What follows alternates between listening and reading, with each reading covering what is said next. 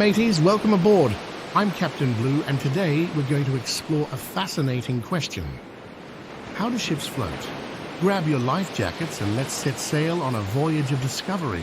Have you ever wondered why a massive ship made of metal can float on water, but a tiny rock sinks? It all comes down to a magical force called buoyancy. Buoyancy is what keeps things afloat. Let's dive into the science behind it.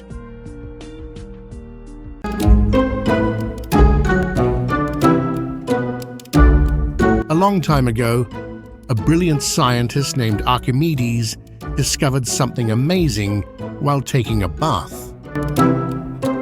He realized that when you put an object in water, it pushes some of the water out of the way. This is called displacement. Archimedes' principle tells us that an object will float if the weight of the water it displaces is equal to or greater than the weight of the object itself.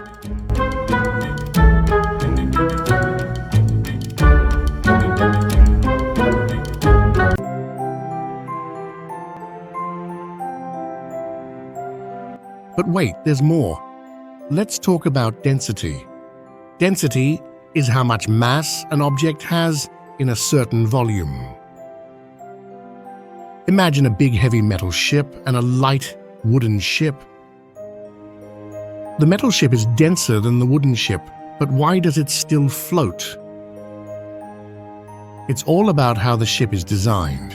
Ships are built with hollow spaces, making them less dense overall.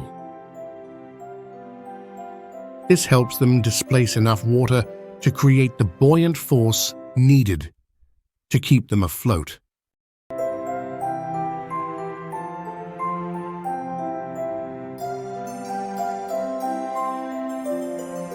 Now let's try a fun experiment you can do at home. You'll need a bowl of water, a paper boat, and a few small objects like coins or buttons. Step 1, make a paper boat. Step 2, place your paper boat on the water and see if it floats. Step 3, slowly add coins or buttons into the boat. How many can you add before it sinks? This experiment shows how the weight of the objects added to the boat affects its ability to float.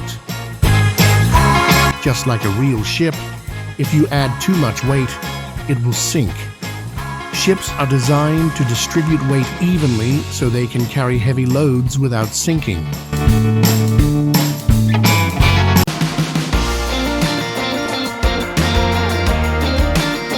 Shipbuilders are clever.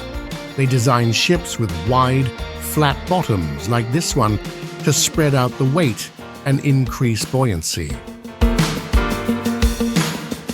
That's why even gigantic cargo ships can float with all those heavy containers on board.